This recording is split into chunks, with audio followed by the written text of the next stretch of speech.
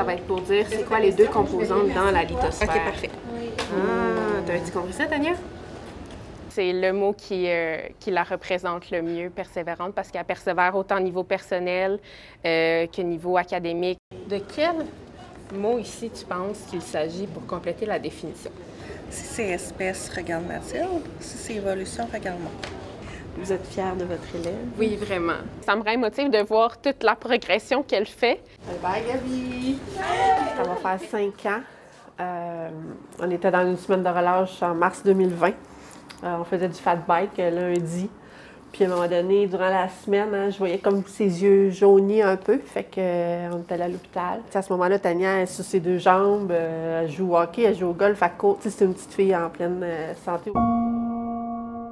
On est allé à Sainte-Justine pour justement nous faire dire que son foie ne fonctionnait plus.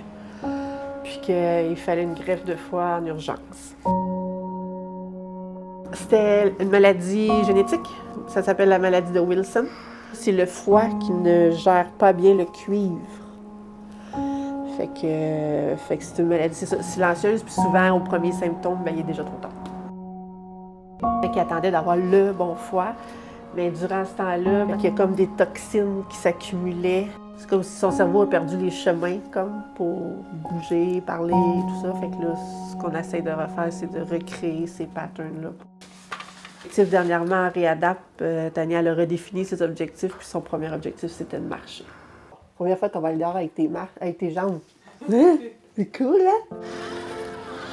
Et voilà, c'est parti! J'ai vu passer l'appareil là, sur les réseaux sociaux.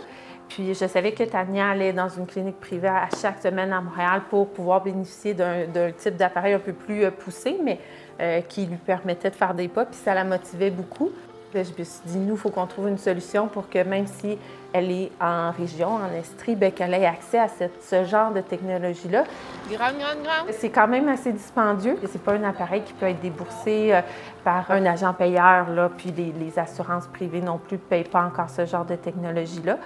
Donc là, avec le don de la Fondation, ça permet à Tania de pouvoir en bénéficier. Merci. Pour vrai, là, pour nous, en tout cas, là, ça a changé notre vie. En les ayant à la maison, on l'en fait à tous les jours. Puis on voit vraiment qu'il y a une évolution. Là. Yeah. T'es rendu à 815 pas.